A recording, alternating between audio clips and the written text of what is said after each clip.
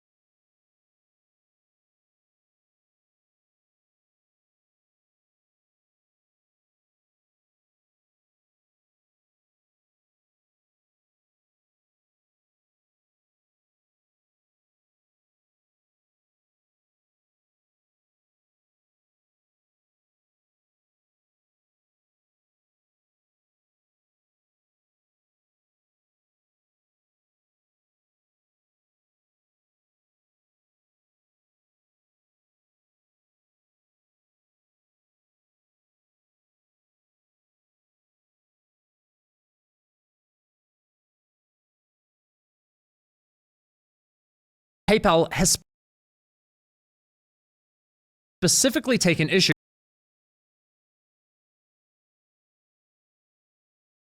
with the fact that an anonymous source discovered Honey had left their source code exposed within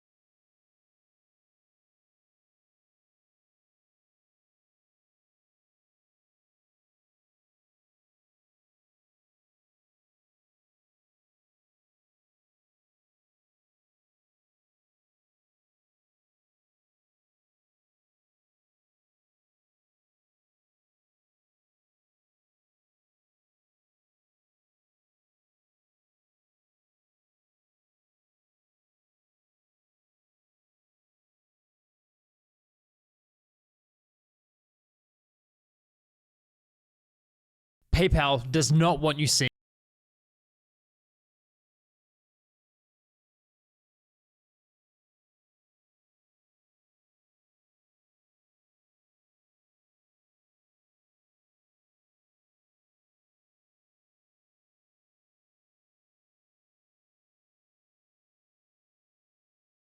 PayPal does not want you seeing this video. A few hours ago, PayPal's lawyer sent me a cease and desist letter and requested Patreon take down my video under a copyright infringement claim.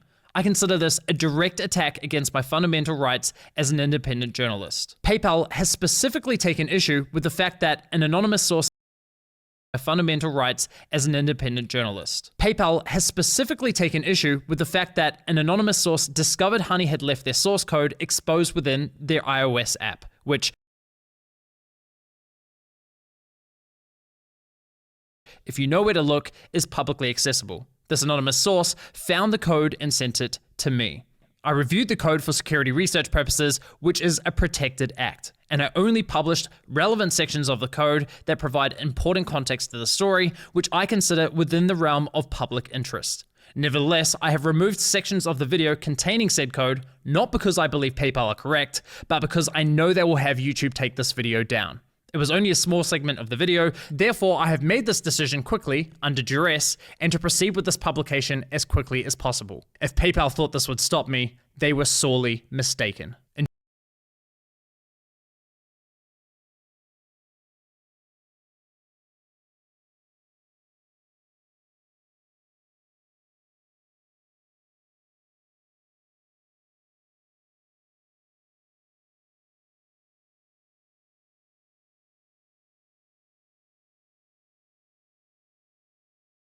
Enjoy the video. I don't trust honey.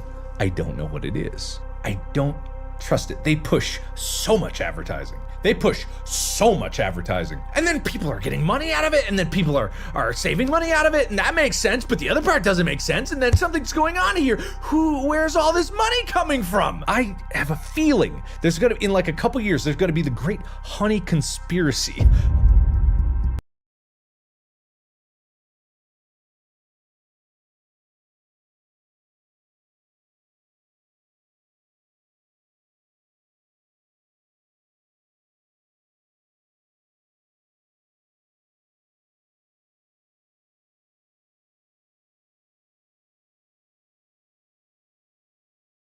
PayPal's Honey Money saving browser extension is accused of scamming customers and YouTube creators. The biggest YouTube scam has just been revealed. The greatest scam in the history of the creator economy. People have been getting influenced and scammed, and I've been a part of it. It involves almost every high-profile creator that I can think of, including myself. Honey paid a lot of influencers up front while taking money out of their back pockets. Whoa, that's a little shady, mind you. No way, that signs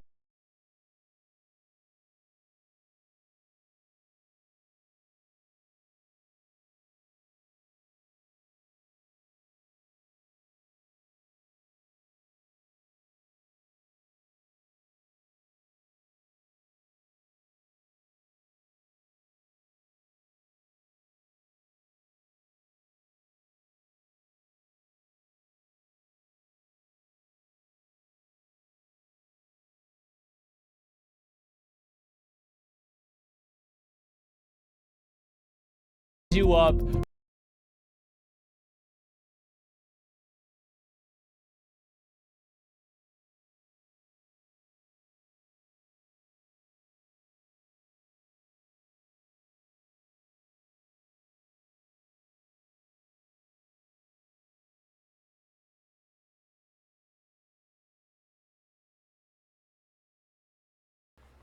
God fucking damn it. I keep forgetting it disconnects that. That's why it was quiet. God damn it. Okay, hold on.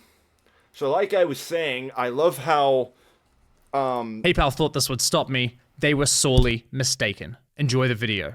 I don't trust honey. I don't know what it is. hold on. Let me...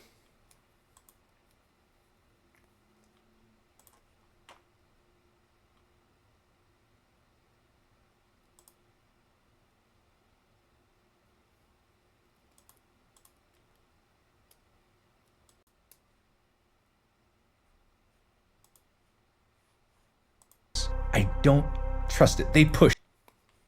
I gotta check something.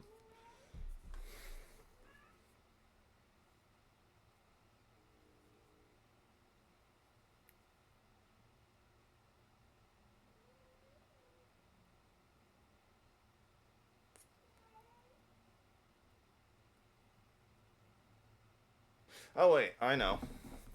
Hold on. Where's my earbuds? Hopefully this doesn't block it.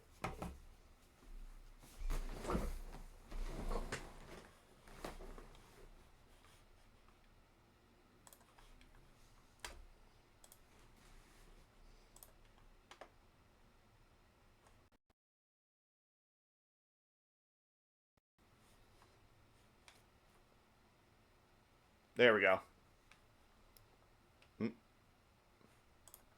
They push so much advertising, and then people are getting money out of it, and then people are saving money out of it, and that makes sense.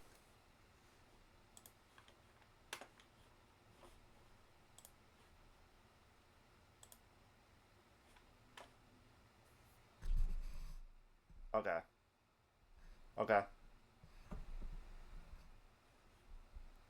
Sense, but the other part doesn't make sense, and then something's going on here.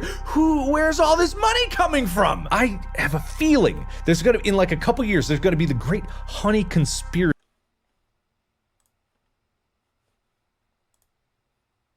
There we go. All right.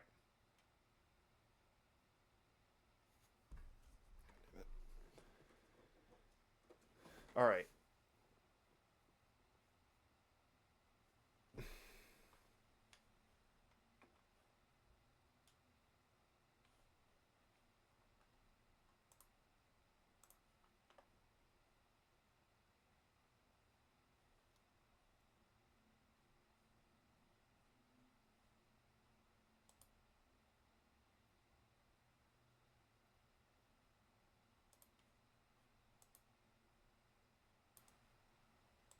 All right. Okay. PayPal's Honey Money saving browser extension is accused of scamming customers and YouTube creators. The biggest YouTube scam has just been revealed. The greatest scam in the history of the creator economy. People have been getting influenced and scammed, and I've been a part of it. It involves almost every high-profile creator that I can think of, including myself. Honey paid a lot of influencers up front. while taking money out of their back pockets. Whoa, that's a little shady, mind you. No way that signs you up for their affiliate link. No way. What? Brother. Heilige Scheiße. I'm the biggest Honey fan in the world. Ludwig, no! They've also been lying to consumers. They are clearly not giving the best coupon codes and discounts to users. If you have downloaded Honey, I do recommend removing it from your browser. I do think that this investigation from Megalag will lead to a huge class action lawsuit against Honey. So on behalf of creators everywhere, I have filed a class action lawsuit. We're suing PayPal and Honey. Gamers Nexus is the lead plaintiff in a class action complaint filed against PayPal and its property, Honey. Well, it's safe to say PayPal's lawyers love my last video. But don't worry, PayPal, you know what they say. All press is good press, right? Let's see. Since releasing part 1 of my investigation, Honey has lost over 6 million users, Google has changed their policies for browser extensions. Oh my god. 6 million? That's a lot. That's a lot of people. What, the 6 million? And that jumped from 20 million, which the number's probably higher. Holy. Blocking Honey from claiming undeserved commissions, and most significantly, PayPal has been slammed with over 20 class action lawsuits accusing them of wiretapping, computer hacking, unfair competition, consumer fraud, tortious interference, and unjust enrichment. Yikes, maybe not them. And unfortunately for PayPal, I suspect more lawsuits will be filed following the release of this video. Why?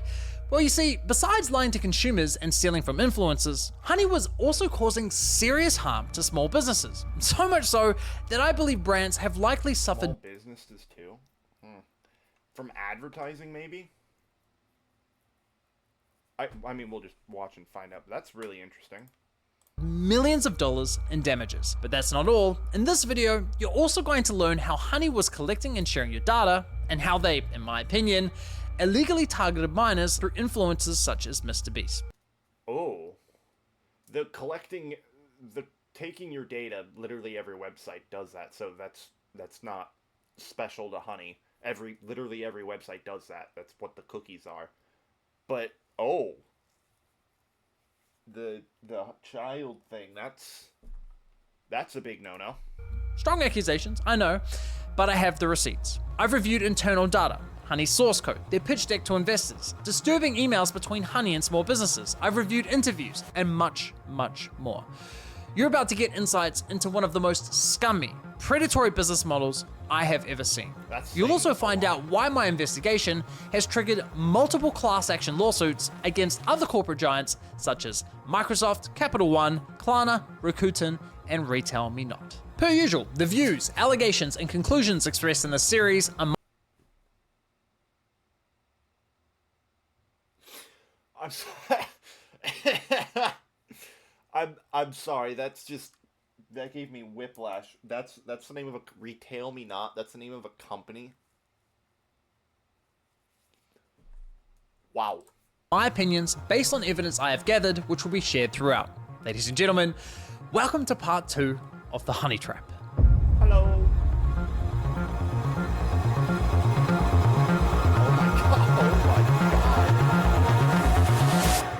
Oh my god. There were many moments throughout this investigation where I thought I'd reached the end of the rabbit hole. I thought I understood everything there was to know about Honey's dirty business model. They were claiming the credit for sales they hadn't earned, poaching the affiliate commissions from content creators, and they were intentionally withholding discounts from users for their own financial gain. So because I've already watched it, so for those who don't know, Megalag's previous video from like a year ago, I'm fairly certain. From like a year ago, he revealed that Honey basically steals, doesn't actually give you the best deals, which they claim to, even though they claim to, which is false advertising. They take from the... I'm trying to think, my brain's not functioning. They take from the creators that sponsor them by not actually, like, the creators aren't actually getting paid the money they owed or something. I don't fully remember it. But basically, every way to Sunday, everyone who was connected to Honey was getting fucked in the ass. That's all I remember. Rendering the entire... About how the way they did it with the affiliate code is they'd rip and swap the affiliate code. value behind their core product, a lie. Kind of hard to believe it could get much worse than that, but unfortunately, it does. And I realized this after noticing a strange but reoccurring anomaly. You see, in most cases, when Honey popped up at checkout and I clicked Apply Coupons, a discrete tab would open in the top left corner of my browser. That's Honey injecting a simulated referral click, attempting to claim the credit for a sale. But here's where things got weird. Every once in a while, I'd come across a store where, after clicking Apply Coupons, Honey wouldn't load their affiliate link. So why not?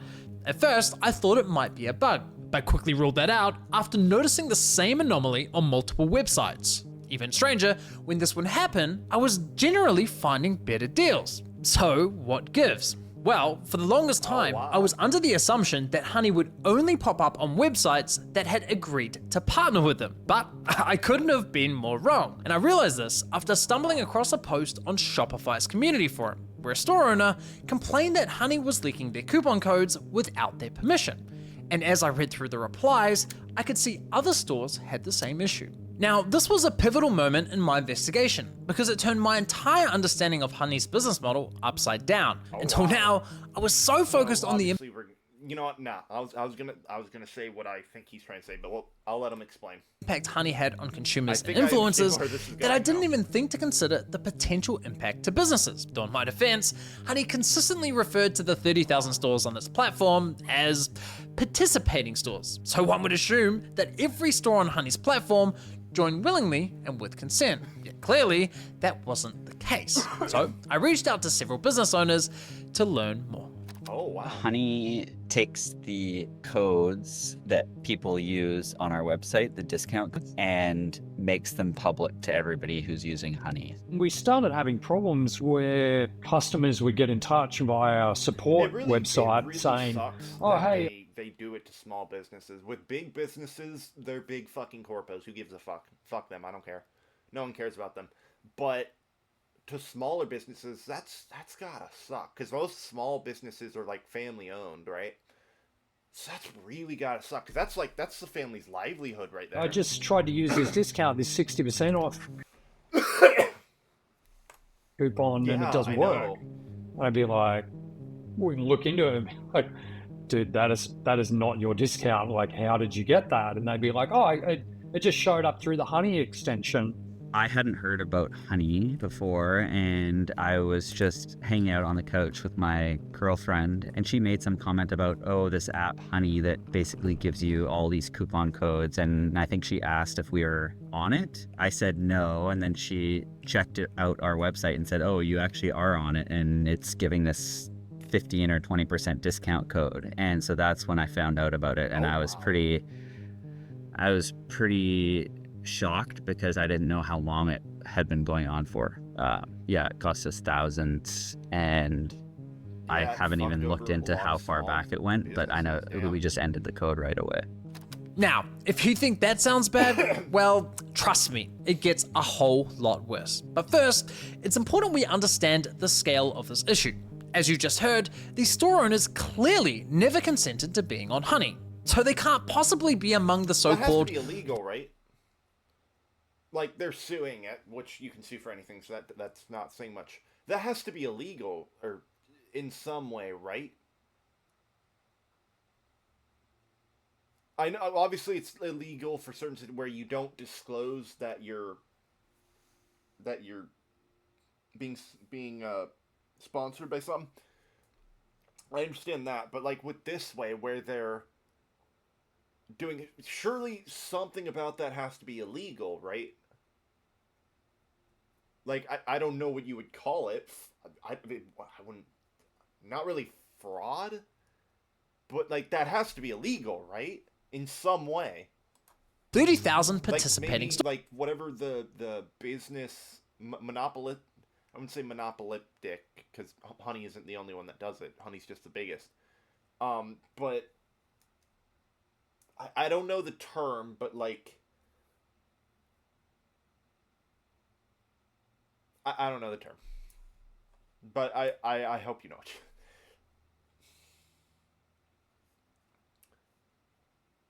That has to be illegal because in my head this would fall under some kind of fraud, right? Or like stealing, theft, because you're basically you're literally stealing money, or you're like ruining the amount of income businesses could be making. Like that has to be illegal, right? stores, right? So why was Honey lying to consumers about the true number of stores supported by its platform? And just how many stores did Honey add to its platform without consent? Was it hundreds, thousands, tens of thousands? Well, that's where things get interesting. You see, when I started combing through the business side of Honey's website, I noticed that Honey claims to only be partnered with 10,000 brands. That's 20,000 less than what they advertised to consumers. So I figured, okay, I guess 10,000 stores intentionally partnered with Honey, and the remaining 20,000 never signed up.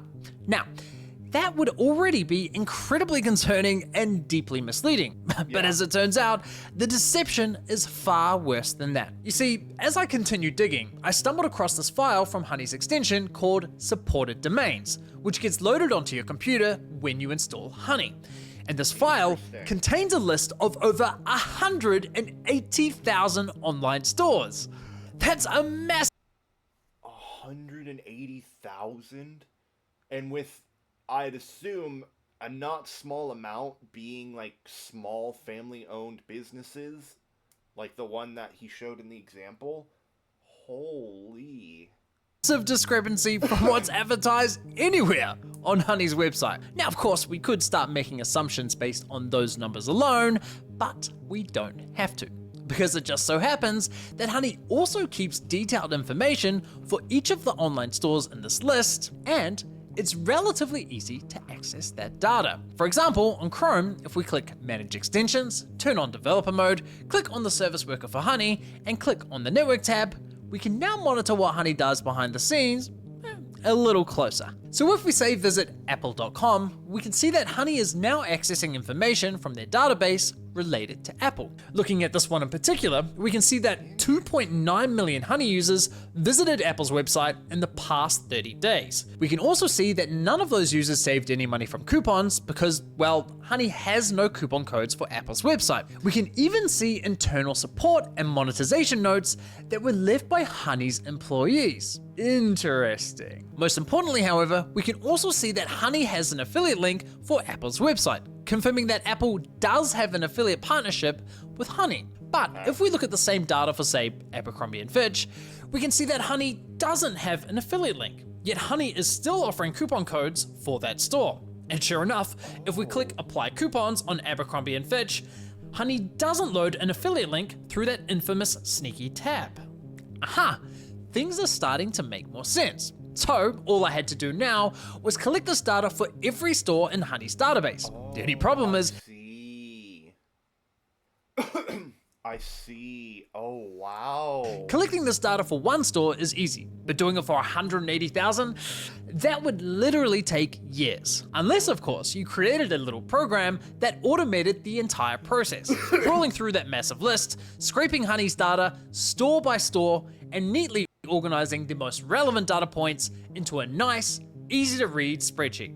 Well, that's exactly what we have here. But I can't take any credit for the spreadsheet because this was all the work of someone that would literally take years. Unless, of course, you created a little program that automated the entire process, crawling through that massive list, scraping his data store by store, and neatly organizing the most relevant data points into a nice, easy. Booking Dunk, really? That's interesting. Paramount Plus, NFL Plus. Wait, hold on.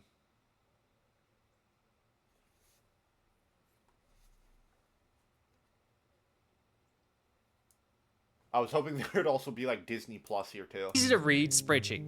Well, that's exactly eBay. what we have I'm here. not surprised about eBay being on there. It's fucking eBay. Yeah, but I can't take any credit for the spreadsheet because this was all the work of someone much better at this stuff than I am, and he goes by the name of Yelta. He's a developer from the Netherlands, awesome guy. And I cannot thank him enough because holy shit, there is a treasure trove of data in this spreadsheet. We now have all the details for every store, every coupon code, every developer note, all curated into one lovely spreadsheet.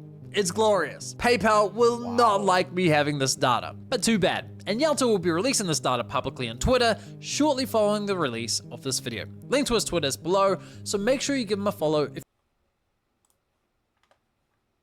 When did this come out? I saw this came out. Oh, this came out 2 days ago. Oh. I only saw it pop up in my feed like yesterday, or like this morning. Huh.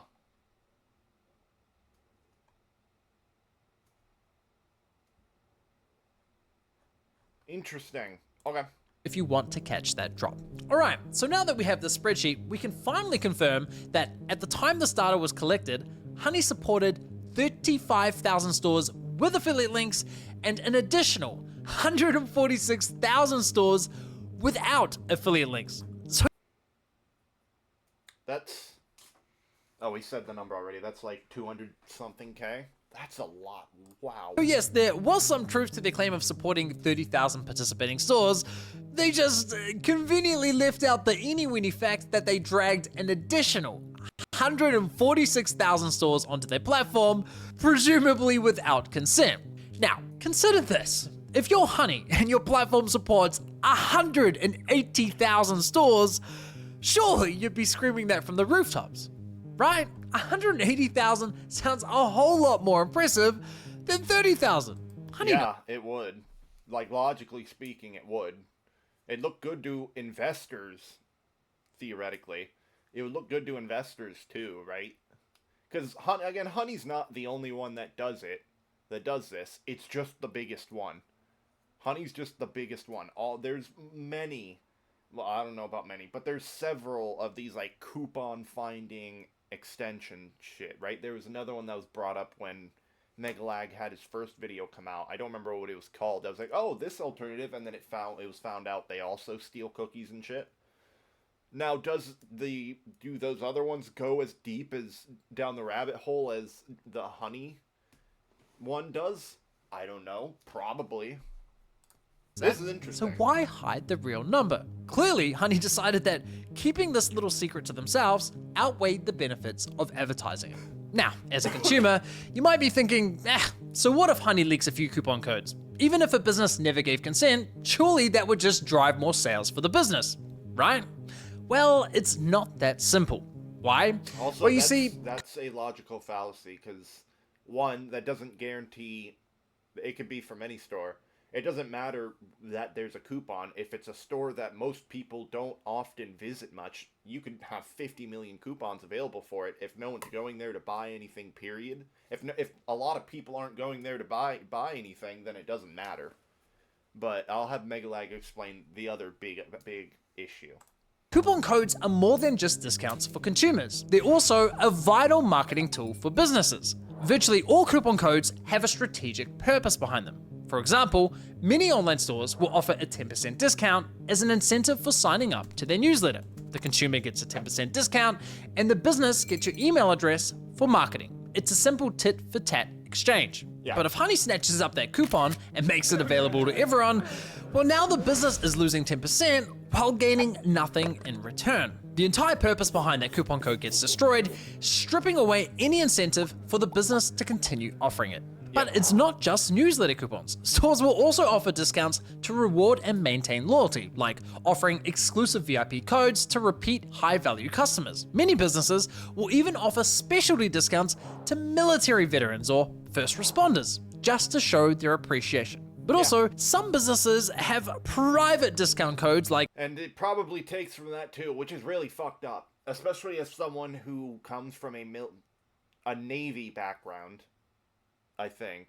I know both my parents were in the Navy. And I believe my grandpa on my dad's side was also in the Navy. I believe it was all Navy. I don't know if any of them were in the military, but I know both my parents and my grandfather were, and great-grandfather were in the Navy. I believe it was all Navy. I know my parents and my grandpa went in the Navy. I know my great-grandfather did too, because my great-grandfather fought in World War II. I never knew him, but yeah. So that's interesting. 50 or 80% off. That kind of annoys me. Like that they do it with military stuff as well. It's kind of fucked up. It's fucked up with the things too. Again, with the big corpos, who gives a fuck? They're big corpos. But doing it in small businesses and doing it with the military stuff, that's fucked up. That are strictly intended for use by employees or friends and family. So when Honey comes along, finds all of these codes and hands them out like candy to its millions of users, not only does it cause a negative strategic impact, but it also causes significant financial harm. In fact, this has become such a significant problem for online stores that there are now multiple paid services to help e-commerce stores block extensions like Honey. Even well-known retailers are paying to prevent these issues. Now, you might be wondering, how on earth does Honey get access to private coupon codes like employee discounts if they're not available to the public? Well, I came across this marketing podcast where they discussed the issue.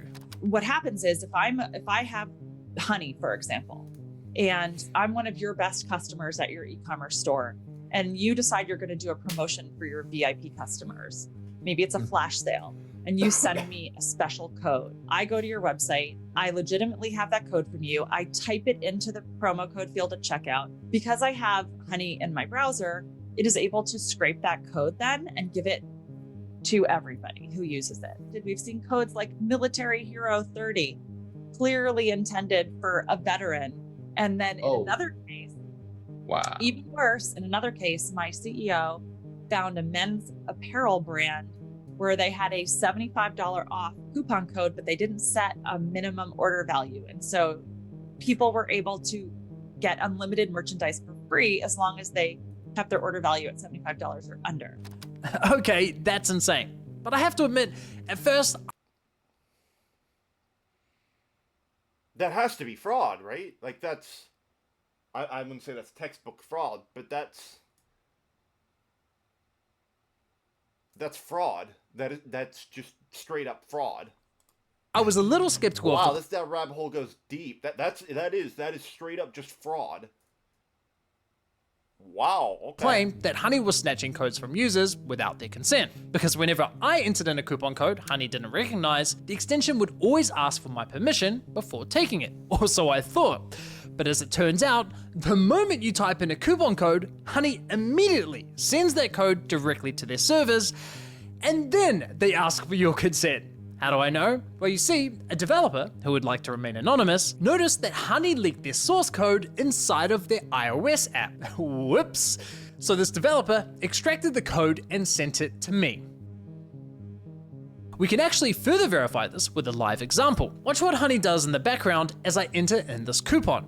Honey realizes that it doesn't have this code yet and asks for my consent to share it. But look at this. Before I've clicked anything, Honey has already sent that coupon code to their server, including the details of how much money that coupon saved me, all without my consent. Now, Honey might argue that if you click don't share, they never actually use those coupons. And maybe they don't.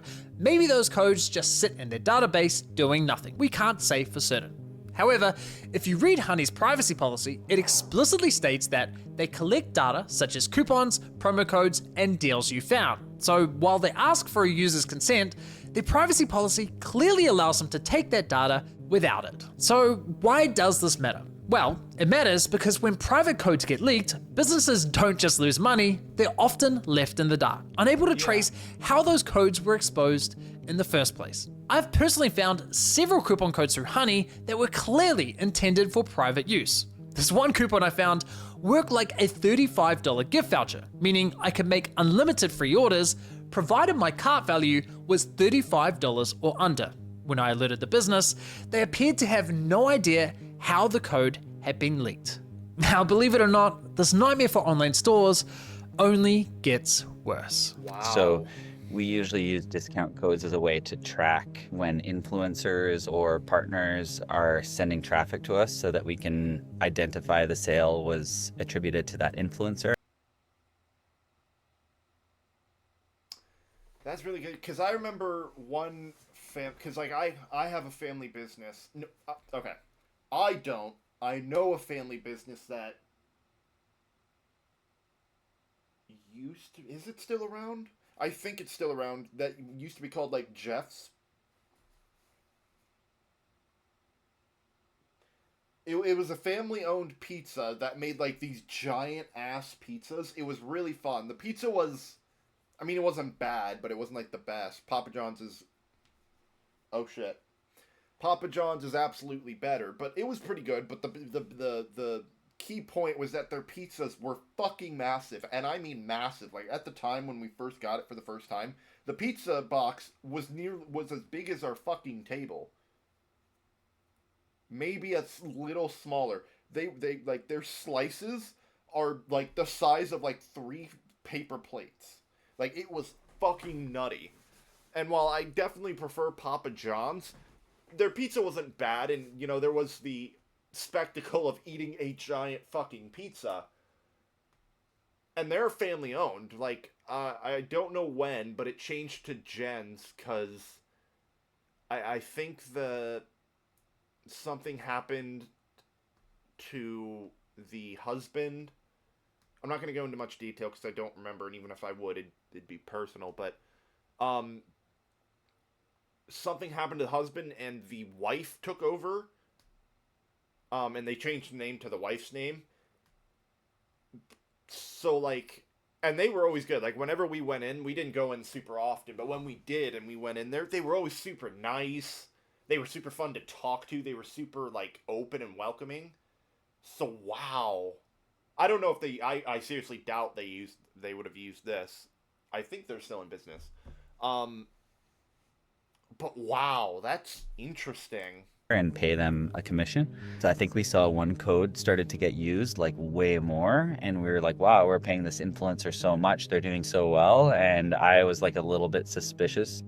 A lot of times discount codes are the only way for you to understand if a YouTuber that you love and would love to partner with is actually driving incremental value to your business. Those codes would immediately get picked up by Honey, and then they'd be used hundreds of thousands of times, and you'd be like, all right, like not only does that negatively impact our business, it was for that audience, but we have no idea which podcaster we should continue to support. Now, if you're someone who listens to podcasts, you probably know exactly what Chip is talking about here. When brands advertise on podcasts, affiliate links aren't always practical. Listeners could be running, driving, or doing the laundry without easy access to a computer. So, instead, brands will provide podcasters with a unique coupon code. And each time the listener uses that coupon code at checkout, the podcaster earns a commission, just like an affiliate link. So these are not your typical coupon codes. Behind them, you have an influencer that's trying to earn a living, you have a business paying to promote their product, and there's usually a contract binding the two together. Regardless,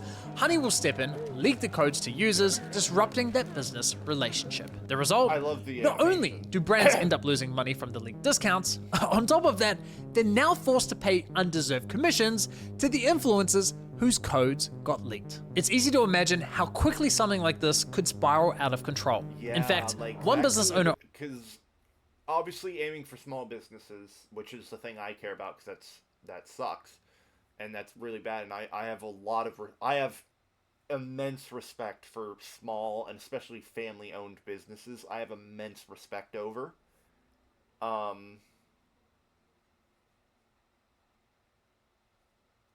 Wow.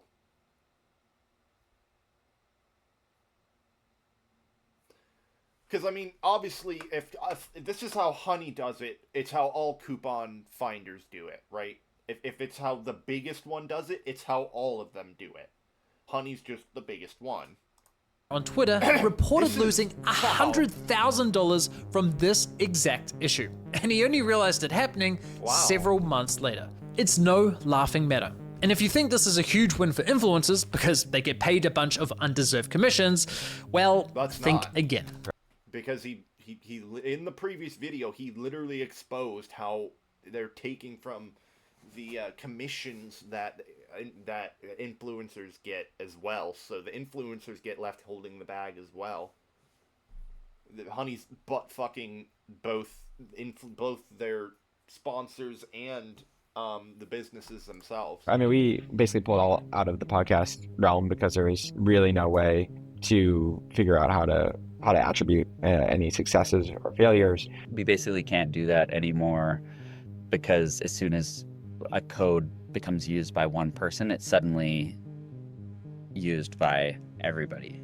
This is a nightmare situation for everyone involved. Yeah. But not all businesses are affected equally. Honey's actions are especially devastating for small businesses that lack the resources of larger brands. The big retailers can push back. They have dedicated marketing teams, advanced analytic tools, and the legal muscle to respond.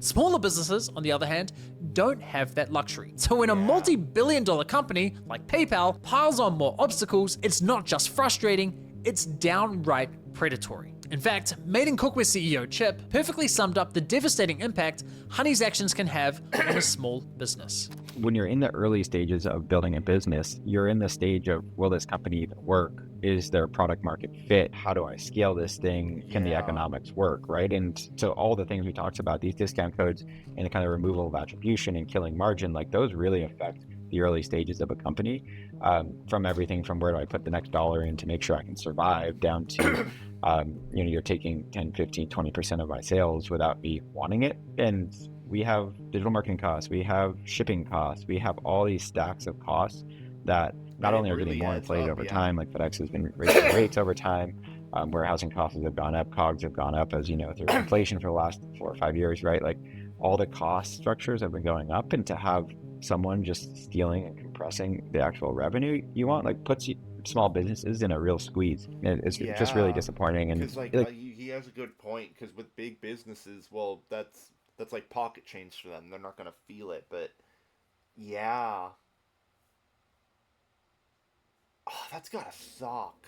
That really sucks, man. I have so it much doesn't even respect work, for because at the end of the day, like you need to make the numbers work. And if Honey is going to steal 10% of your revenue all the time, you're going to have to raise prices at the end of the day to make up for that, right? And so it's not only not effective, but it makes it worse for the consumer. It compresses for the small business owner any margin, and it's just like a really awful business model. Like we've been so mad at them for so long.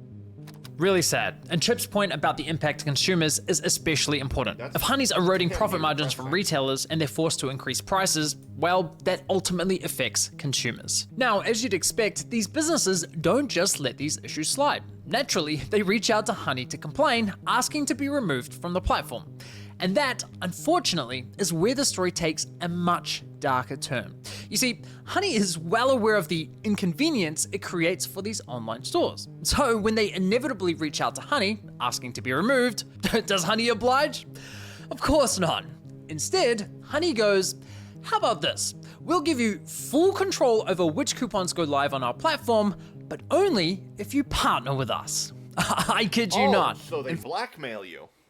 Oh, so they blackmail them. That's interesting. I'm gonna check something. Oh, I have it in the wrong year.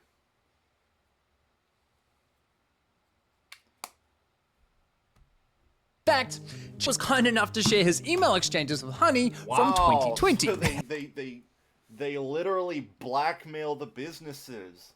Wow. Oh, wow.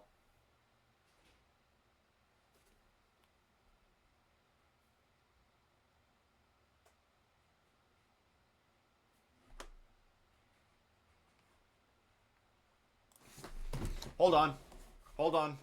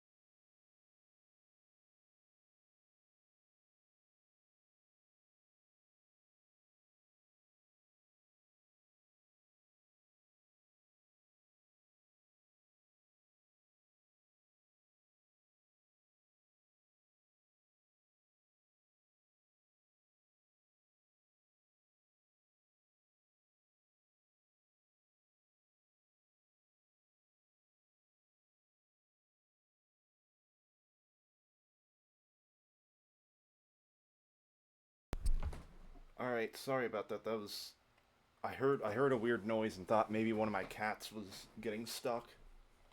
Sorry about that. And you need to see it because holy shit, it's bad. Now, it is a long email chain, so I'm not going to read the entire thing, but you're welcome to pause to read the bits I skim over. Hi, I am the CEO of Meeting Cookware. Please remove us from your app. You've scraped a private friends and family code from our checkout and put it on the platform for others to use. We've lost a bunch of revenue. 4 days later, Honey responds with, Hi Chip, thanks for reaching out. Honey supports over 40,000 stores online, and we always prioritize protecting the Honey experience for users by supporting available stores and displaying available codes. We can absolutely remove the code in question. In order to protect the Honey experience for our users, we typically do not remove codes unless we have a working relationship. That's I wouldn't say that's blackmail. Stating that is illegal. Like, doing that is illegal, obviously. That's illegal, but I don't know what it's called. But it's not blackmail. That's not really blackmail, but I don't know what that would be called. I mean, right off the bat, they're basically saying, we won't compromise the experience for our users unless you pay us. Classy. We'd love to discuss how we can work more closely and partner with your brand. Chip replies the same day, we don't offer affiliate deals to coupon sites. We'd like to be removed from your site and extension completely. With the sales pitch not going to plan, Honey brings in their global partnerships manager, Kelly Rodek, who explains to Chip that his leak code was added through Honey's user-generated coupon functionality. No surprises there. She completely ignores his request to be removed from the platform, only offering to remove the leaked employee discount. Chip replies the same day, our friends and family code was listed on your site. That was an internal code meant for a small group of people that was never published anywhere. Our whole site can't be removed from your app. Honey only responds a week later, confirming they removed the employee discount, but again, completely ignores Chip's request to be removed from Honey. Chip responds immediately, pushing for an answer, but they ignore his email completely. A month later, and Honey leaks another private discount code. Hi, please remove from your app. That is a private code behind a private employee perk login. This should never be public. I don't understand how you feel taking a private employee perk and making that public to the world is helping our business. Honey responds confirming they removed the code, but instead of taking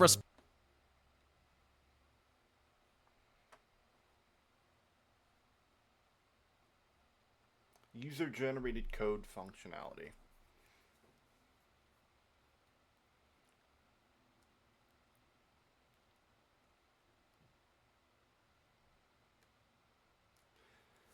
The user then affirmatively agrees to share the promotional code.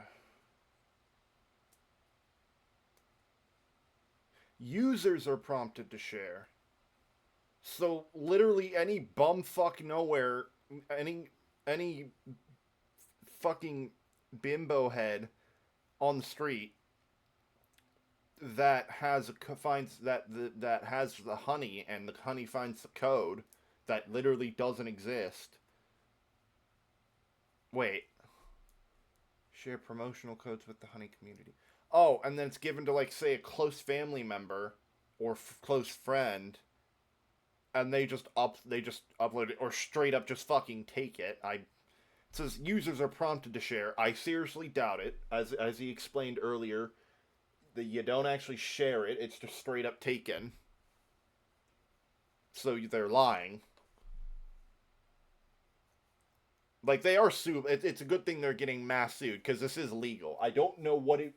Part of it is fraud. This is obviously fraud. In every sense of the word, this is fraud. But I'm wow, this goes deep. Responsibility, they try shifting the blame onto Chip, suggesting his employees might be responsible for sharing the code with Honey. But given what we know about their system, I'm willing to bet Honey were responsible for the leak, not Chip's employees.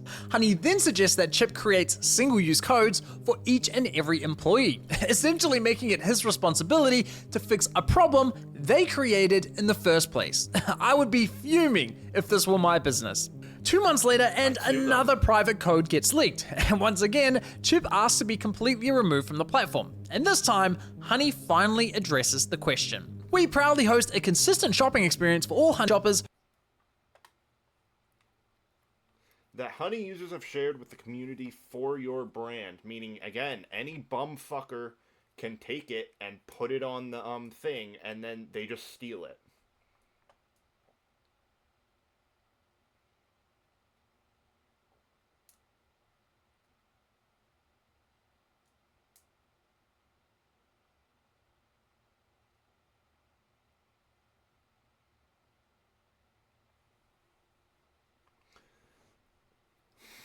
If there's any different strategy you would like to pursue, we can absolutely take that approach. Until then, I encourage you to continue to reach out to my team with ad hoc code removal requests. We will always answer your request in a timely manner. No, you won't. Who rely on our shopping tools. Therefore, we cannot disable Honey for individual stores and never have. Never have, huh? Well, that's interesting, because it just so happens that Andrew from TrueGrit Texture Supply also shared his email exchange with Honey. And would you believe it? He was dealing with the exact same Honey employee as Chip. And while Honey attempted the same sales pitch with Andrew, they did eventually remove his store from the platform. So yes, it is possible, and yes, they have done it before. Once again, we've caught Honey in yet another calculated and deliberate lie. And make no mistake, it was deliberate, because this employee, Kelly, confirmed the removal of Andrew's store just 1 month before assuring Chip that Honey had never removed a store before. Honey clearly has the capability to remove stores, they just choose to enforce that decision selectively. Keep in mind, Honey knows exactly how many of their users are visiting a given store and how much they are spending. So I'd speculate that this selective enforcement comes entirely down to which stores Honey believes will make them the most money. Now, for the record, I didn't even get through that entire email chain between Chip and Honey. It goes on and on. And this behavior is not an isolated incident, it's a pattern. When merchants discover their codes have leaked and then they want to clamp down on that, they go to these coupon extensions and plea and request to have their codes removed. And 9 times out of 10, the response is join our affiliate program and you'll have more granular control over that. And so I think merchants tend to feel a little bit as though they're being blackmailed or extorted, because you join the affiliate program and then you have to pay. That is a straight up, they are straight up blackmailing them. That is textbook blackmail. Like, what they're doing is illegal. That's what I was thinking of. It is textbook blackmail. That's the term I was thinking of. It's blackmail. They are literally blackmailing them into either joining it or getting butt fucked by non-existent coupons. That coupon extension company every time somebody uses a code, and you're doing that in order to have them not share your codes. I mean, this has got to be one of the most f***ed up business models I have ever seen. And let's be real about what's going on here. In my opinion, it's economic extortion. Just think about it. Or that. I prefer the term blackmail, but that too. Imagine one day deciding to start your own business. You've saved up all this money and invested it all into this one big idea. You're taking on a huge risk. And as you navigate the daily struggles of running a business, a bad actor sneaks into your store without you ever noticing. They quietly start collecting coupons from your customers and start handing them out at your checkout counter. Then one day, you notice a customer with a voucher that was clearly never intended for them, and you have absolutely no idea how they got it. But when you eventually catch the culprit and demand that they leave your store, they refuse, and there's nothing you can do about it. Knowing this, the bad actor leverages the harm they manufactured by strong-arming you into signing a partnership deal, where the only way to stop the damage they created is by paying them. Honey's business model starts to make a lot more sense now, doesn't it?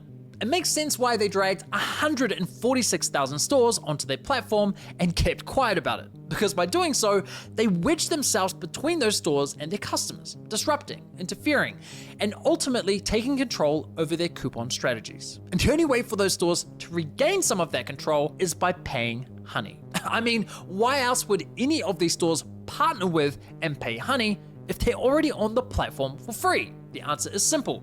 The stores don't pay for inclusion, they pay for exclusion, for damage control. It makes sense. Wow. Now, to be clear, I'm not suggesting Does it get any worse than this? that all of Honey's 35,000 partnered stores were coerced into joining their platform. I'm sure many signed up willingly. After all, Honey does offer a cashback program which some stores genuinely like to offer users. And just look at the glowing case studies on Honey's website. Some of the numbers they throw around make partnering with Honey look like an absolute no-brainer. Increased average order value, reduced cart abandonment, that's music to the ears of any e-commerce store owner. But of course... Yeah, I saw that, Juna. I saw that. That's really interesting. Again, I never really used Honey. I downloaded it long ago, back when I was still using like fucking Google Chrome or some shit. That was years ago. Again, I was in like middle school or whenever when like their big ad campaign, like advertising campaign with like influencers and stuff started really popping off. Oh wow. If the benefits were truly as good as they say, you'd expect that brands who partner with Honey never look back, right? Well, here's a little statistic Honey doesn't want brands to see, and it's from their own data. This right here is a list of stores that, at some point, tried a partnership with Honey, then decided, yeah, no thanks, and ended the partnership. There's 15,000 of them. That's what? 15,000 brands that, at some point, were partnered with... 15.5, mind you. Oh my god.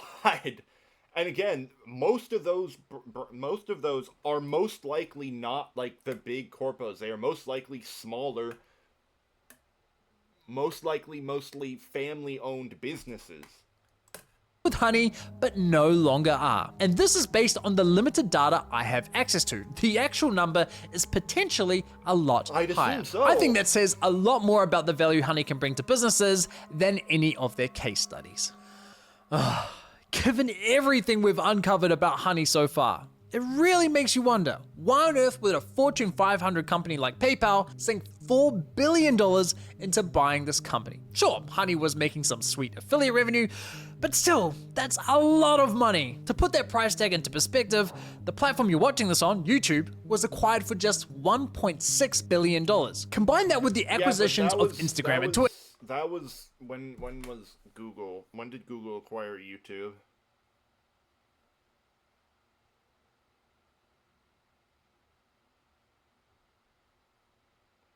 That was in 2006. A lot of money. To put that price tag into perspective, the platform you're watching this on, YouTube, was acquired for just $1.6 billion. Combine that with the acquisitions of Instagram and Twitch, and that was in 2006.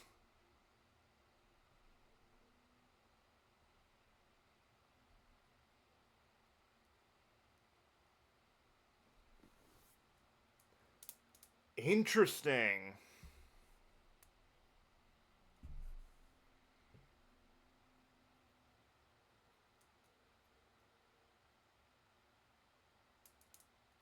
Wow. 2006. Still equates to less than what PayPal paid for Honey, a coupon browser extension. Well, Honey brought more to the table for PayPal than its ability to churn out mountains of cash. They also had 17 million users worth of data, and as it turns out, lots of it. Remember in the last episode how I said, if a product's free, it's likely you're the product? Well, we're at that part of the story now. You see, while Honey was handing out bottom of the barrel coupon codes, they were also tracking your shopping habits and collecting a ton of data along the way. In fact, Amazon of all companies began warning users that Honey was a security risk, stating, Honey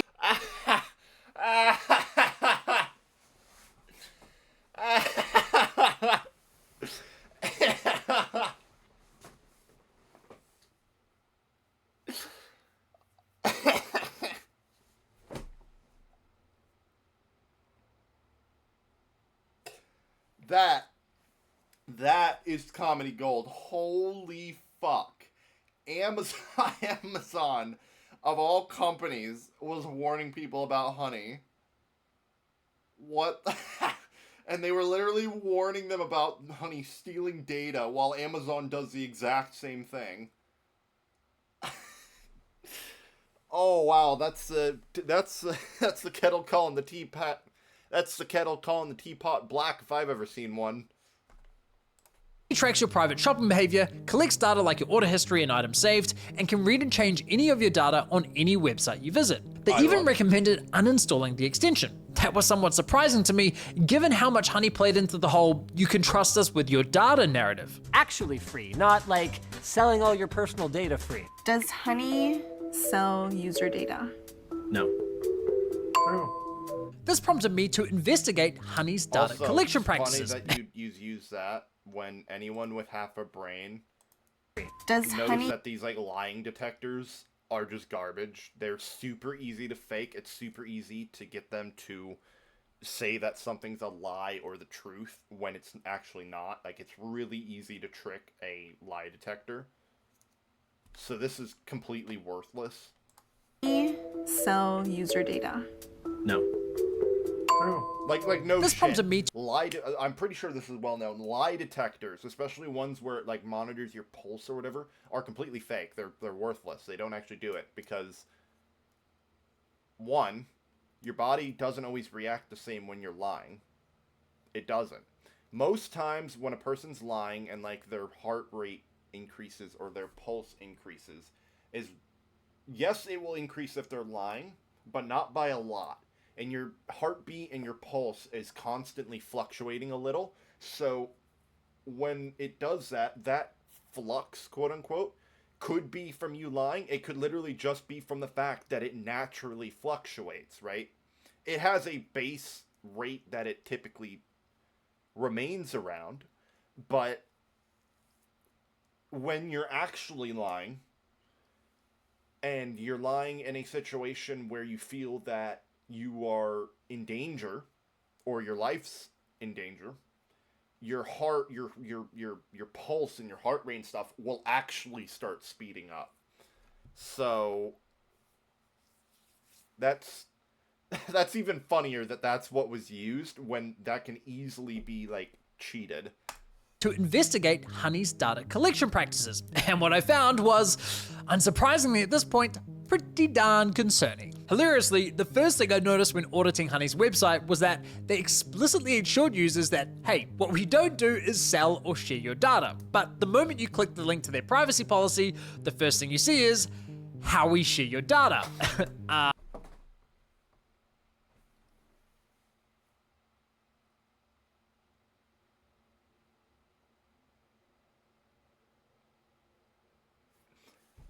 I have nothing to say to that.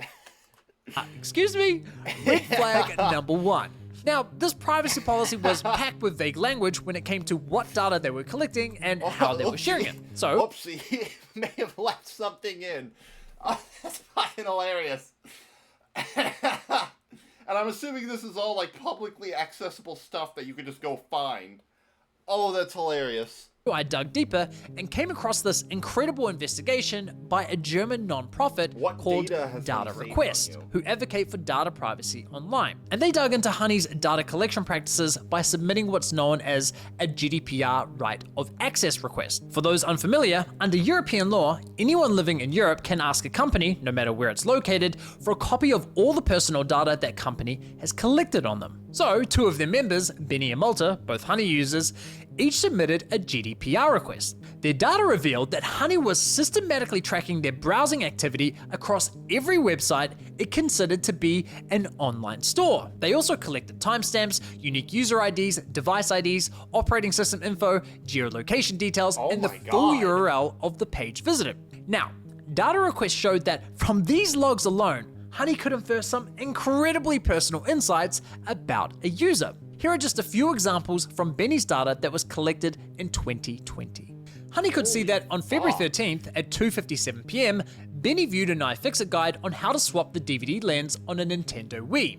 They could see that Benny checked an AliExpress order 13 times, his order ID fully visible, including the fact he opened a dispute for the order. They could see he had a Microsoft family plan and that he added a new family member to his Office 365 account. Honey also knew that Benny looked for an Airbnb in Berlin for 2 adults from the 4th to the 5th of March. And apparently Benny had issues with his iPhone because he viewed an Apple support page on how to reset. Holy fuck.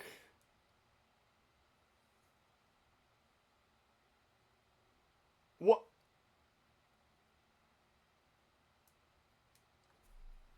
You know, I thought the rabbit hole would go deeper, that like it's connected to some overarching honeypot scheme. Oh my fucking god. I didn't know they were gonna fucking install spy. Well, the government already does that, but we're gonna ignore that. They would install fucking spyware. What the fuck? His passcode. On March 23rd at around 5 p.m., Benny watched a documentary called Scanning the Pyramids on CuriosityStream, a service he subscribed to just an hour earlier through YouTuber Tom Scott's affiliate link. And apparently Benny's a gamer because he redeemed a game on Steam with the serial code 5HGP6. You get the point. All that information could be inferred from just 27 page views, but in total, Honey collected over 2,500 pages of web activity between just February and May of Oh my god. Sorry, I was yawning midway. I'm just trying to process that. Like, obviously, all websites and companies do this to an extent. Like, all of them do, obviously, but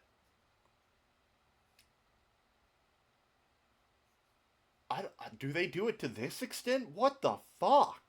2020, meaning what I just read to you represents only 1% of the total data Honey collected within a 3-month window.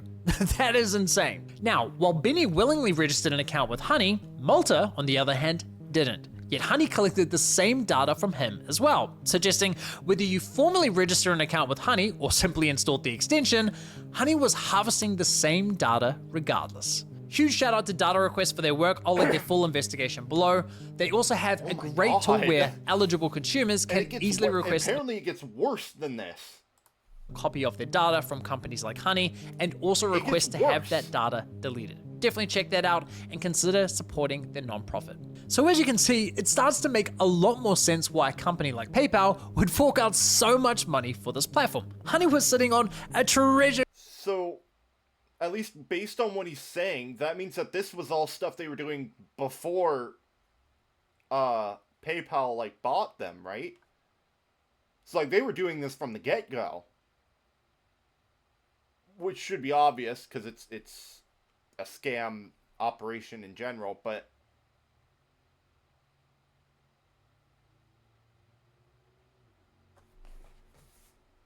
holy God. Trove of data that provided detailed insights into its users' shopping habits. Honey could see what users were buying, how they shopped, what they searched for, the decisions they made before checkout, and even the services they considered but didn't purchase. I knew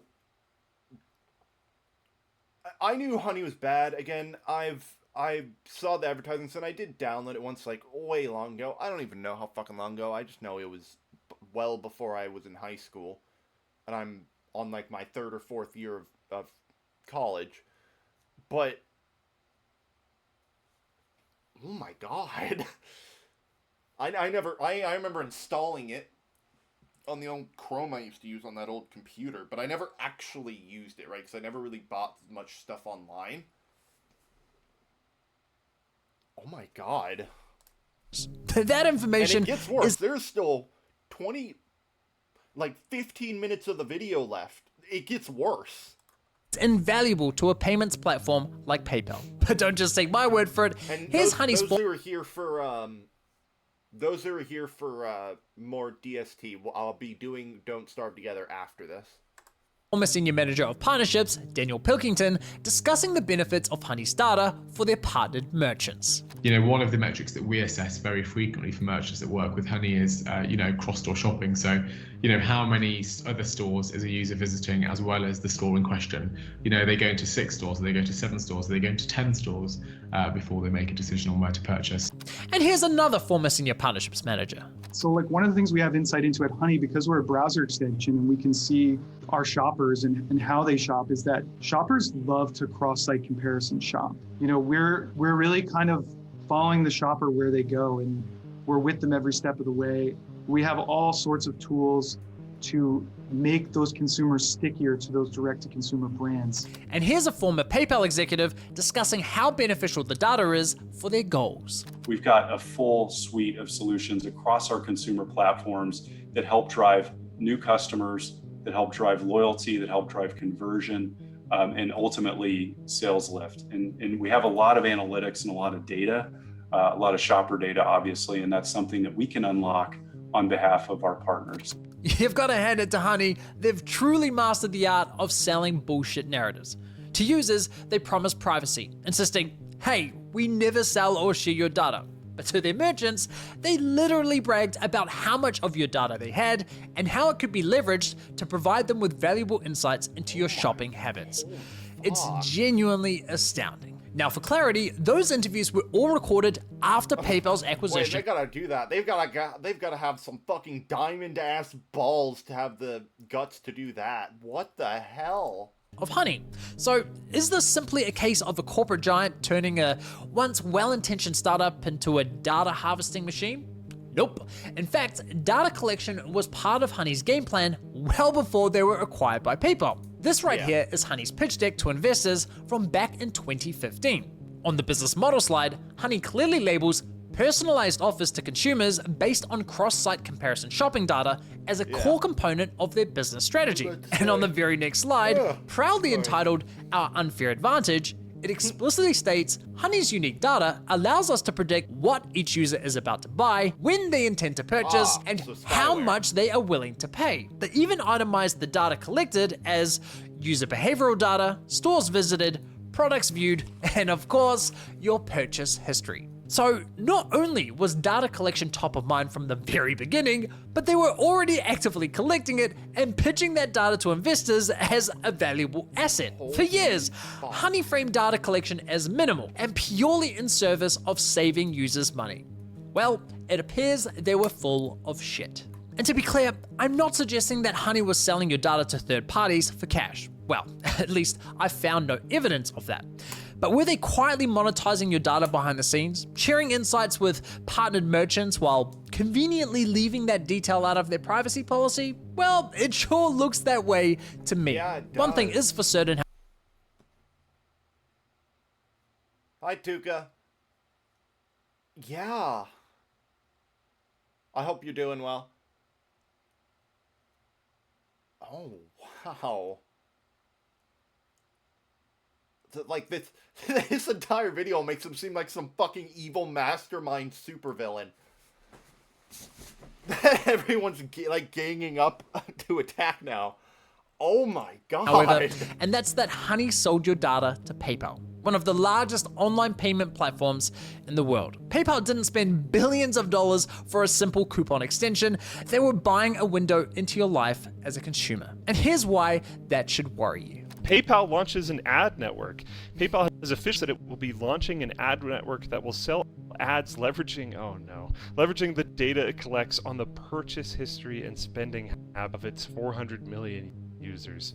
This change would also likely affect users of PayPal subsidiaries like Venmo and Honey, and I believe there's more as well, but I'm not surprised Honey's in there. Nice. This is like terrible. Couldn't have said it better myself. Terrible's a fucking understatement. This is, I don't even know what word to use, but terrible's a fucking understatement. Oh my god.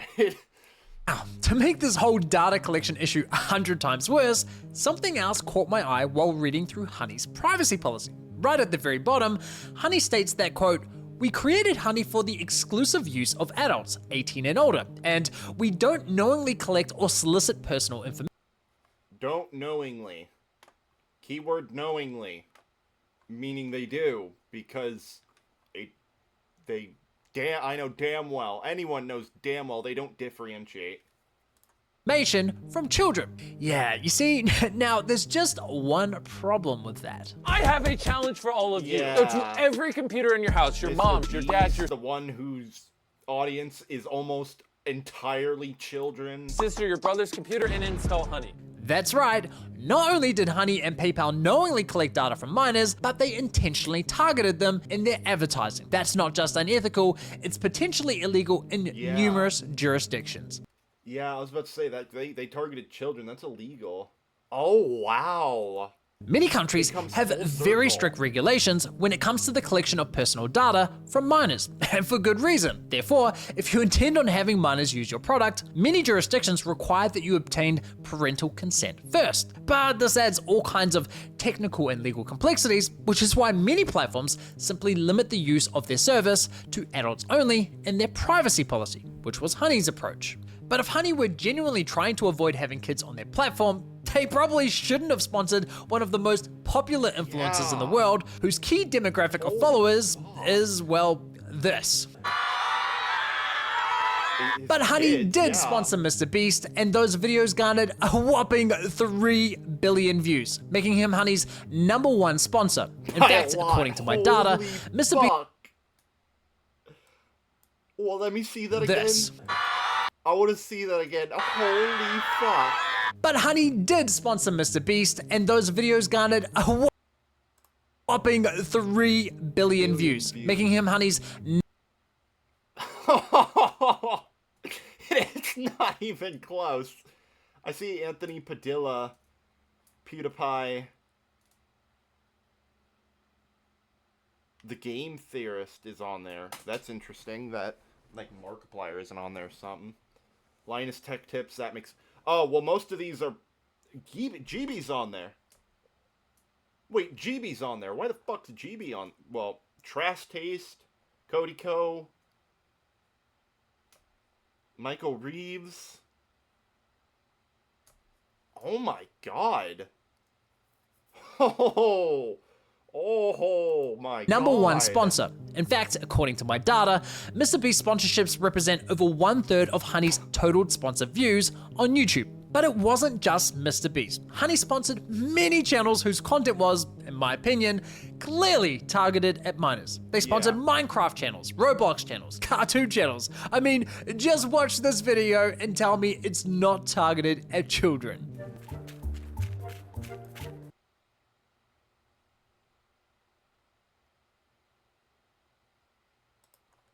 Targeted at minors. They sponsored Minecraft channels, Roblox channels, cartoon channels. I mean, just watch this video and tell me it's not targeted at children.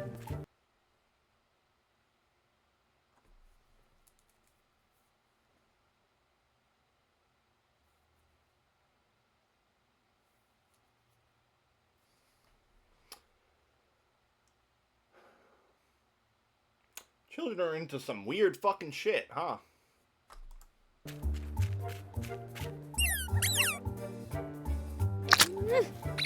Oh! This video is sponsored by Honey. Did it sort of literally say get your mind out of the gutter?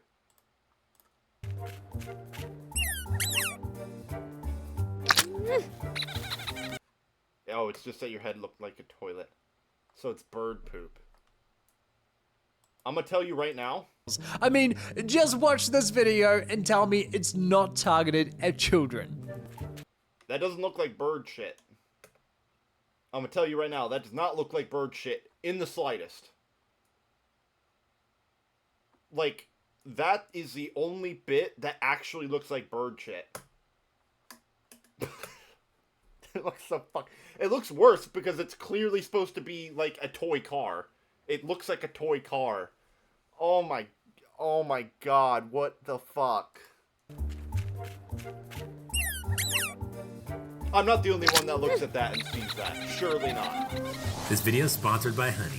If Honey wanted to target minors so badly, they should have just sponsored one. Oh, wait a minute. That's exactly what they did. This, ladies and gentlemen, is Desiree Machado, who at the time was just 14 years old. Guys, I'm only 14. Hilariously, one of her videos that Honey sponsored is appropriately titled Back to School. Honey even ran her sponsored segment as a paid advert on YouTube. Now, speaking of paid adverts, let's quickly circle back to that Mr. Beast ad, because of all the evidence, this has got to be the single worst example of Honey intentionally targeting minors. Let me play it again. I have a challenge for all of you. Go to every computer in your house, your mom's, your dad's, your sister, your brother's computer, and install Honey. They are literally encouraging kids to install a browser extension that tracks and collects data onto every computer in their household, including those belonging to their siblings. That is fucking insane. And the emojis? I mean, come on. And look, this is not a good look for Mr. Beast either. Influencers have a duty of care to ensure that any advertising they engage in is compliant with relevant advertising laws, especially when your audience skews young. Of course, I did reach out to Mr. Beast and his team for comment, but never heard back from them. Now, in case you're still not convinced that this was intentional, because, I don't know, perhaps Honey had a rogue marketing team that was poorly aligned with upper management, well, here's a few words from Honey's former president, Joanne Bradford, talking about the benefits of working with Mr. Beast. We launched it with gamers playing YouTube on their desktop and a little gamer called Mr. Beast. So we were his first advertiser and we did a deal with him. His collective ads, I think, have been seen, you know, I'm going to say billions, 3+ close to 4 billion times. Wow. Every kid in America knows what Honey is. Every kid in America was telling their moms and their dads they needed to download, you know, Honey in order to save money. Oh, they weren't just telling their mums and dads to install Honey. They were installing it themselves. My 5-year-old brother installed Honey on his computer. Wow, kids start saving money earlier and earlier these days. And here's Honey's co-founder, Ryan Hudson, discussing how Honey leveraged the credibility that influencers have with their audience. We learned how to work with influencers, in particular on YouTube, to lean into the credibility that they have with their audiences, the ability to speak the language of their audience, and it's been incredible for us. And so we've done, if you watch YouTube or you have kids that watch YouTube, they have seen, if you watch Mr. Beast, it's a lot of honey. A lot of honey. This was no accident. Honey's leadership knew what they were doing and they knew it worked well. Oh my God. I mean, that's their biggest sin, is the fact that it's targeting children. That's the worst part. That Mr. Beast ad alone has 118 million paid ad views, the highest of any Honey ad on YouTube, which strongly suggests it was also their best performer. Honey likely invested millions into this ad alone. Honestly, it's genuinely shocking they've gotten away with it for so long. Now, given everything we've uncovered so far, you might be wondering how on earth there could be more to this investigation. Well, while Honey was the first... my question is, how the fuck can you get worse than targeting minors and all this? ...extension of its kind, unfortunately, they certainly weren't the last. Oh my God. There are now...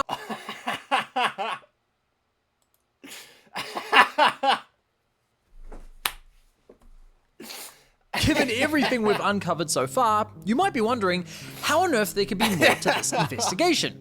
Well, while Honey was the first extension of its kind, unfortunately, they certainly weren't the last. There are now hundreds of coupon and cashback extensions.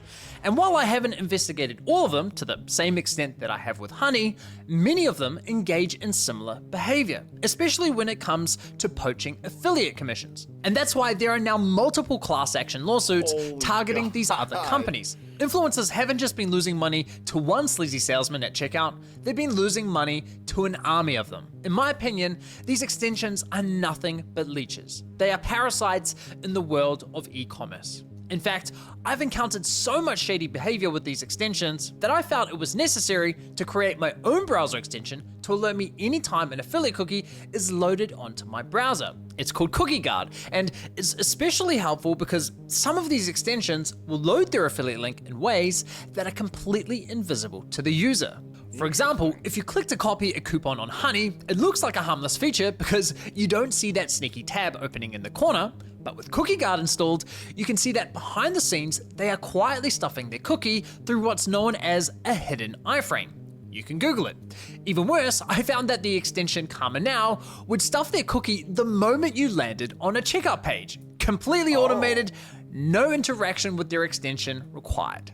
They also had a system that could detect when you used a competitor's extension, like Honey, and they would wait for that extension's affiliate link to load, then immediately override it with their own. Again, no interaction with their app required. It's insane. And this sort of malicious behavior is not exclusive to browser extensions. Even Microsoft couldn't resist the temptation of easy affiliate money and decided to offer coupons directly from the Edge browser. insane. And this sort of malicious behavior is not exclusive to browser extensions. Even Microsoft couldn't resist. Microsoft has stopped offering coupons on Edge. I suspect this is a result of the ongoing class action lawsuit. Ah, I hope so. The temptation of easy affiliate money and decided to offer coupons directly from the Edge browser. Watch what happens when I visit my NordVPN affiliate link. Once I've clicked on one of their coupons, Microsoft immediately replaced my affiliate cookie with their own, poaching the sale. And when I tried to reload my affiliate link to reinstate my cookie, it comes back momentarily, but Microsoft quickly and automatically replaces it again with their own. I mean, damn, Microsoft. People hate your browser enough as it is. And how about Opera's browser? They recently stopped this, but for some time, if you simply entered the URL of a store that they were partnered with and clicked their autocomplete suggestion, Opera considered that fair game to inject their affiliate link and claim the sale. Affiliate marketing has truly become a war of the cookies. I could go on and on with these examples. Now, this all begs the question, how the fuck is all of this being allowed? Are there no rules in place to prevent this behavior? Well, as it turns out, yes, there are in fact plenty of rules in place that should have prevented much of what I have uncovered in this investigation. So, why hasn't it? Well, that's where greed and incentives comes into the equation. You see, so far we have only discussed two key players in affiliate marketing. Merchants and affiliates. Merchants want to sell their products and services, and affiliates want to promote Honey itself. Those products and services for a commission. Pretty straightforward. But there's another crucial player that we haven't yet discussed, and that is the affiliate networks. Affiliate networks are like dating apps for the industry. They allow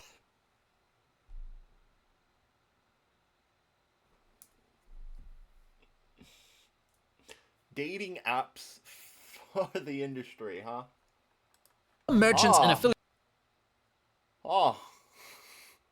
affiliates to easily discover one another, connect, and work together. These networks also take care of all the technical stuff like the affiliate tracking links, reporting, and commission payments. But most importantly, these networks also set the rules. They are the gatekeepers. Some of the largest networks in this industry are Awin, Commission Junction, Impact, and Rakuten Advertising.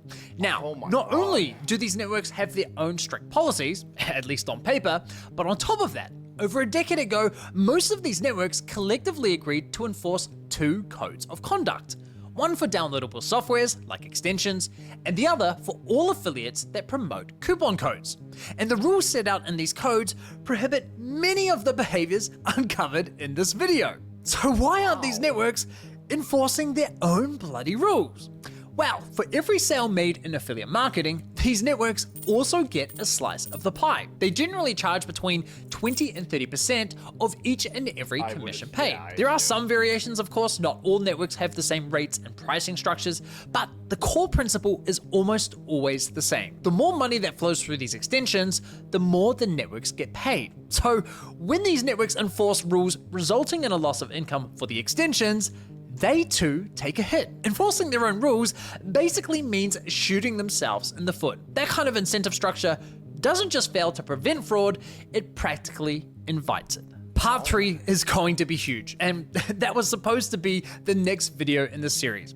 But that's not the video you're going to see next. In the next video, I'm going to be exposing a secret system buried deep within Honey's code that was never meant to see the light of day. The system was engineered specifically to bypass one of the most important rules in affiliate marketing, a rule intended to protect influencers from the very commission theft demonstrated in my last video. And that rule is known in the industry as stand down. Stand down essentially means that extensions must detect if a user has already clicked on someone else's affiliate link, and if they have, the extension must deactivate itself and not interfere. Yet, during my testing, Honey virtually never stood down. Suddenly, however, Honey began complying much more frequently, and this change in compliance didn't smell right to me. So, I started digging. And that's one of the reasons why this video was delayed for so long. Because, as it turns out, Honey wasn't just ignoring stand-down rules, The system they created was designed explicitly to bypass it, while hiding that behavior from compliance testers. And I have all the evidence to prove it. In fact, what I found was so shocking that I consulted with a respected security researcher who was able to independently verify and validate my discovery. The behavior I'm describing, in my opinion, likely constitutes criminal behavior. And in a few days, everyone will learn about the greatest heist in affiliate history. In a few days? They're attempting to stand down as little as possible while avoiding getting caught. Those objectives are intention, of course. The more you don't stand down, the more you're likely to get caught for not standing down. So they're trying to figure out in what circumstances can they avoid standing down and not face a material risk. Oh my god. And there's gonna be another part. There's gonna be a part 3 to this Wombo combo. What the fuck?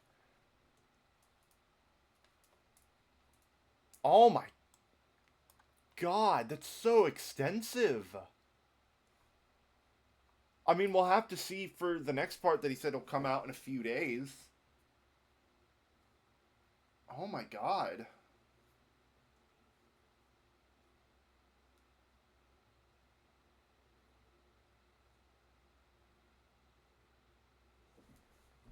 Holy.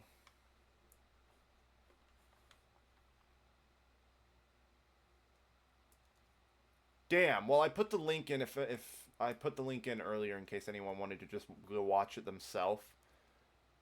Wow.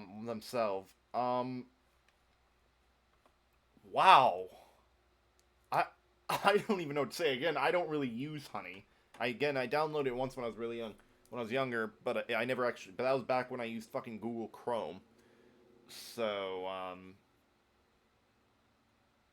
yeah. Scamazon, I like that. Okay. Wow. So, let me end the recording. So, not stream, but end recording. So that way I can make this 2 separate VODs. So, wow, that was... Damn. I guess we'll have to see what happens. But I put the link in case anyone wants to go check it out themselves.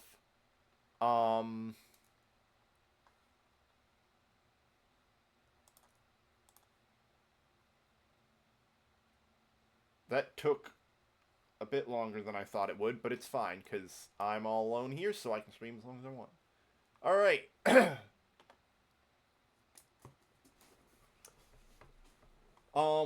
So, I just wanted to check that out. That was... Oh my god.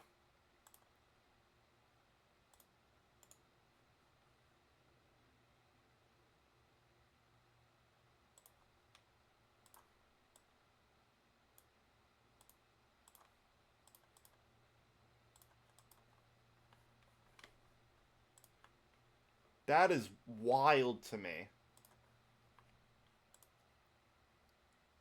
Alright. So...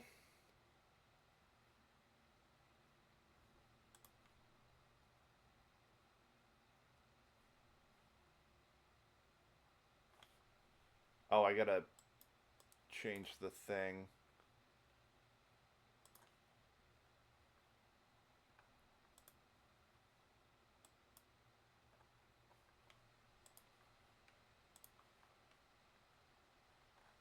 Some need to be updated. Oh. Oh yeah, the Christmas update. Okay. Give me a sec.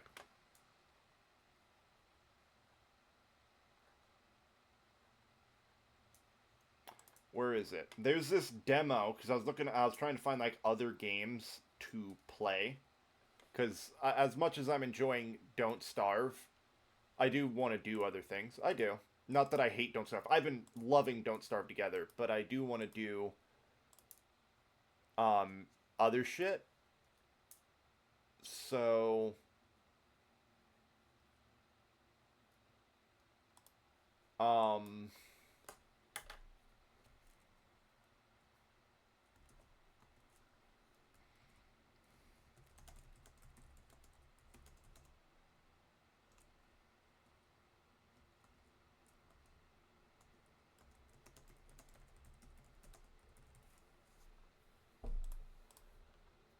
that what I want to do?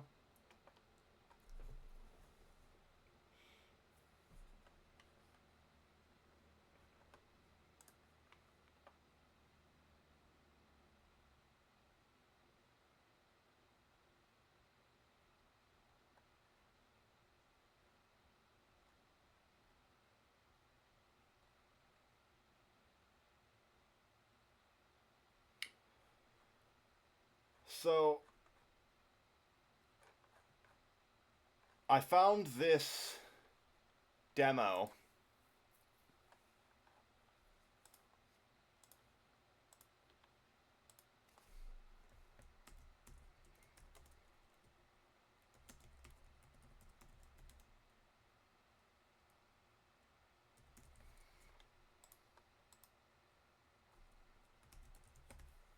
Is there just a general gaming? No.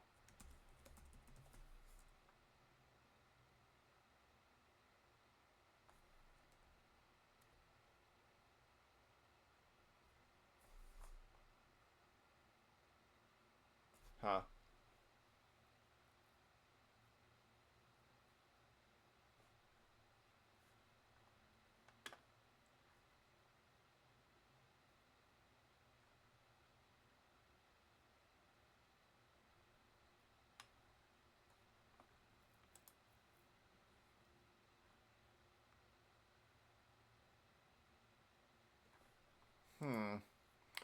So it's not really a category, so I can't really, well,